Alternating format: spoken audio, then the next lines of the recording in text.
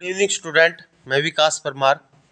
तो काफ़ी बच्चों के मेरे पास मैसेज आए हैं, फ़ोन भी आए हैं कि एचटेट का एग्ज़ाम है उनका, इसलिए ईवीएस जो है वो 30 नंबर की आती है, तो कुछ ईवीएस का पोर्शन आप करा दो। तो भैया ये मेरे पास नोट्स है ईवीएस के, जो मैंने स्टार्टिंग में बनाए थे जब मैं स्टार्टिंग में पढ़ाता था, तो इनको मैं आपको बता दूंगा, करवा दूंगा, ठीक है। ये नोट्स है, और जैसे मैं आपको यहाँ पे पहले वीडियो में बता दूंगा, उसके बाद आपके व्हाट्सएप पे, मेरे व्हाट्सएप पे आप हाई करके भेज देना।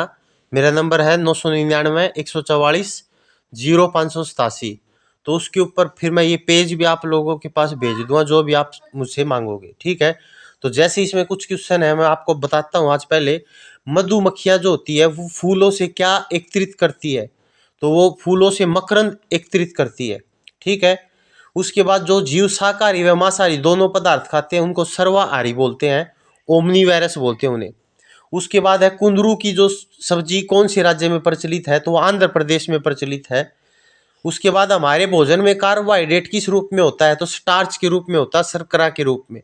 स्टार्च जो होता है वो आपको पता ही होगा। कार्बोहाइड्रेट 3 प्रकार का होता है, मोनोसैकेराइड, डाइसैकेराइड, पॉलीसैकेराइड।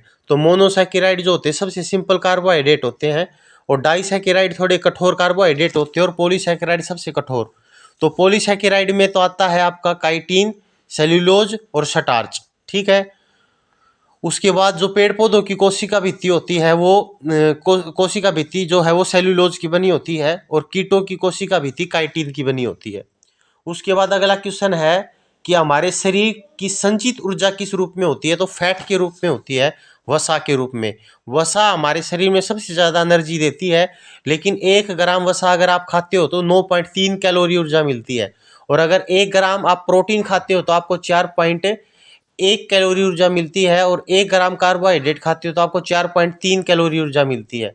कार्बोहाइड्रेट आपको इंस्टेंट एनर्जी देने का काम करते हैं, दैनिक ऊर्जा, जबकि वसा जो होती है वो आपको लॉन्ग टर्म के लिए मतलब आपको एनर्जी देने का काम करती है, जो हमारे शरीर में संचित रूप में इकट्ठी हो जाती है। उसके बाद अगला क्वेश्चन है, शरीर की वृद्धि करने वाला पोषक तत्व। तो जो ग्रोथ करता है हमारे शरीर की वो प्रोटीन करते हैं। प्रोटीन जो होते हैं, प्रोटीन की सबसे छोटी इकाई अमीनो अम्ल होती है। 20 अमीनो अम्ल मिलकर एक प्रोटीन का अणु बनाते हैं, तो हमारे शरीर के निर्माणकर्ता होते हैं प्रोटीन। और अगर प्रोटीन की कमी आपके शरीर के अंदर हो जाती है तो आपको एक तो मरासमस नाम की बीमारी हो जाती है, और एक कवासी नाम की बीमारी हो जाती है। प्रोटीन की कमी से होता है। और जिस भूमि के अंदर नाइट्रोजन की कमी हो जाए तो इसका मतलब उस भूमि के अंदर भी पेड़ पौधे ग्रोथ करना बंद कर देते हैं, इसका मतलब उस भूमि में भी प्रोटीन की कमी हो जाती है, ठीक है। और जिस भूमि में नाइट्रोजन की कमी हो जाए तो उस भूमि में हमें लेग्यूमिनस परिवार की फसलें उगानी चाहिए, क्योंकि उन फसलों की जड़ों में राइजोबेरियम नाम का बैक्टीरिया होता है जो नाइट्रोजन फिक्सेशन करता है। Thank you.